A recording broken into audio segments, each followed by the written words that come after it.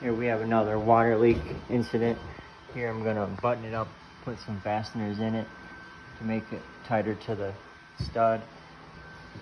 And then put a new piece of sheetrock in. Just ran them to each stud.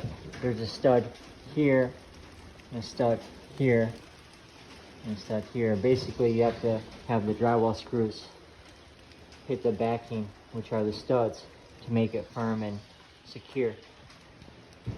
Now I'm gonna put a